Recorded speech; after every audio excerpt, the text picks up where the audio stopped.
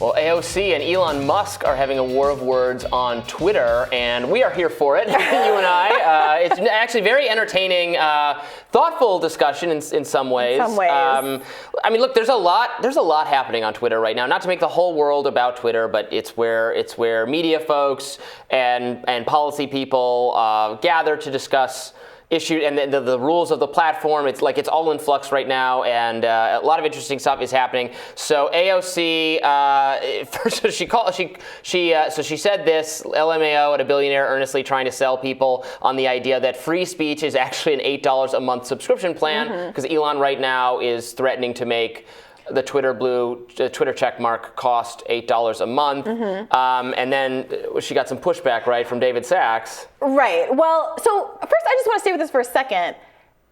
Is she wrong? A lot of people agreed with her that the idea of charging people for the check mark was absurd, especially if you're saying that a lot of the allure of Elon Musk was that he's such a good businessman, that he has become the richest man because of his business acumen. And now the best idea that he can come up with is to basically charge for a service that people are currently getting for free, and which also kind of undermines the whole point of verification, because it's not supposed to be I'm important. It's supposed to be I'm real. Like the person that is represented by my avatar and my name is a real person instead of an anonymous account. So on the merits, do you think that she's right that it is not the best business decision to try to charge for the blue check mark? Well, I mean, I don't know if it's a good business decision or not. I don't know if it would cause more people to leave or would raise appropriate revenues. I don't think the idea of paying for more, if you're just paying for the blue check mark, I think it's kind of not worth it. Right. If you're paying for some kind of protection from whatever algorithmic punishment you think you've suffered and I may have suffered and various people have suffered at various times, I think that would be very different. Yeah, well, I'm not in Twitter jail now, so thank you. Thank you for that, Elon Musk. Yeah, I'm having much, I don't know, and Elon Musk has said that he hasn't changed anything, but I am actually having much more engagement these last few days. So I'm tweeting consequently more because of that. So it might just be all in my head and it's self-reinforcing. I don't know. I am picking up some followers again. You are as well. Look, I don't think, but it's not. So then the criticism she got from David Sachs and other people is also not wrong in that you do pay a fee for access to streaming services, access to other media companies. It's annoying, but it's not free at the New York Times, the Washington Post, etc. The Washington Post, also a media company owned by a billionaire, Jeff Bezos. Right. So, and AOC did follow up saying, well, it is a problem that independent media, smaller newspapers have been put out of business by these, mega billionaires who have bought up all of these enterprises, and that has legitimately affected our news coverage, and that's a problem, an antitrust issue that people should address. But that's a little bit sidestepping the issue. I think there's a substantive difference between Twitter and something like a newspaper, which is that we create the content on Twitter. There is no staff of tweeters that is being paid in a newsroom in Times Square like exists for all of these legacy papers. And other kinds of apps like TikTok and Instagram have opportunities for users to monetize the content that they create for these companies so that they can then make money off of advertising. Twitter not only offers no opportunities for users who create the content to monetize that content, they're now charging them for even being on the app. It's like that old quote, if the service is free, that means you're the product. You're the product. You're the product. So if you're the product, do you also want to pay to be the product? Yeah. No. Well, I don't want to pay, but I don't want the way things have been on Twitter in the last few months and years, where something is different, and this is the thing I'm most happy about Elon taking over is that I hope there will be more transparency around how these things work, who's decided who's getting prioritized and all of that, because we've now gone through several iterations. This has also been true of Facebook, where my articles, my what I'm sharing, the distribution seems reduced. This is not just unique to me. I don't think this is conspiracy at all. There are other journalists I've spoken to. Facebook clearly has less interest in fostering journalism in the last year and a half, which again, I'm not saying these are necessarily wrong priorities. Maybe turning down how angry and alarmed we are all the time about what's going on in the world will be a good thing. I just want to know more about how they're weighing these choices, if they even understand the ramifications they're having. And the extent that Elon is a kind of eccentric outsider figure who might reveal some of that, I think it's something to celebrate. Yeah. Well, speaking of conspiracy theories, AOC thinks Elon personally is punishing. So she also tweeted, put up the one with the chicken head in it, or the rooster.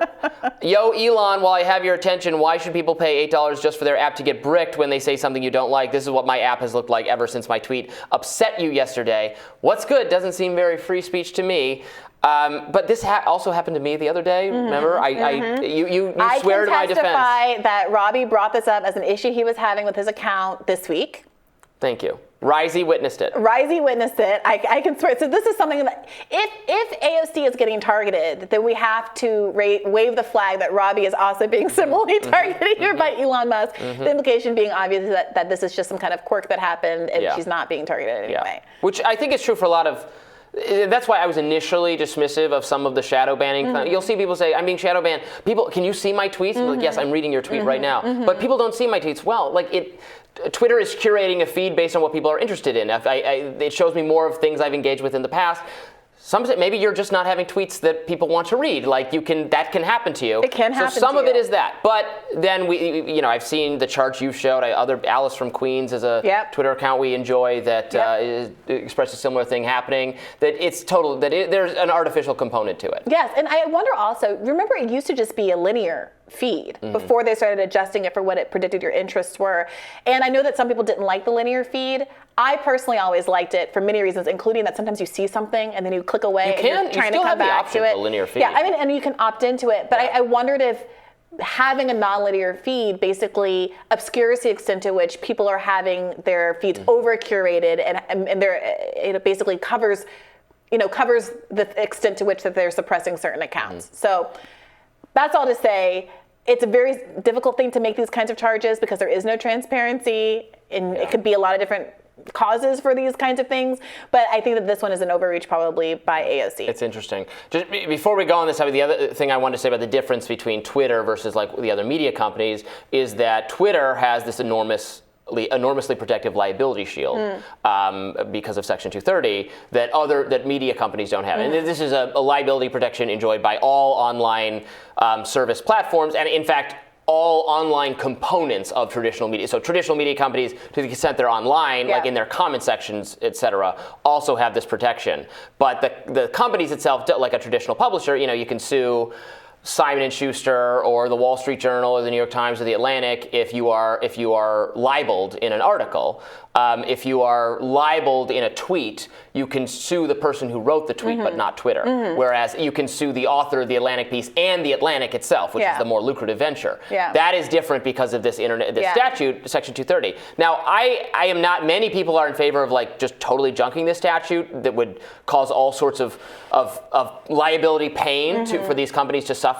I am not at all persuaded that's a good idea because wouldn't they just then they would gatekeep speech much more aggressively if they were live. That's what I don't understand when people talk about. And it would make it very difficult for smaller websites, newer websites to exist because it's a huge monetary lift to have to hire people to do all of the scrutiny on the site to make sure they're not violating the law.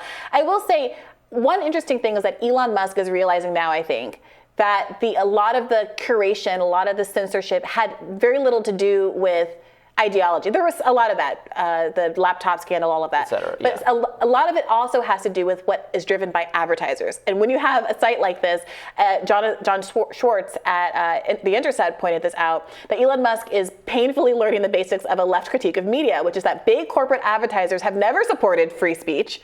Why would they? They've always supported political correctness. It's just that it's right-wing PC, so Elon never noticed. This idea that it's corporate-driven sanitation to sell ads that has nothing to do with ideology. It's just whatever way the wind blows to make the broad public happy. So he had some kind of poll, should this be a free speech space or political correctness? Well, and I think he had another one saying is my purpose here to sell ads or to foster a free speech? And I will be excited to learn how much those things are in conflict. Look, he's a billionaire. He could be very popular by taking the hit and just saying, Twitter is free. I just believe so much in this platform that we're just going to hold this a safe space for free speech for everyone. Screw the advertisers. Interesting. Well, we will be talking about this a lot more. Tell us if you hate this subject, because we will talk about it forever. Have a great day, everyone. See you tomorrow.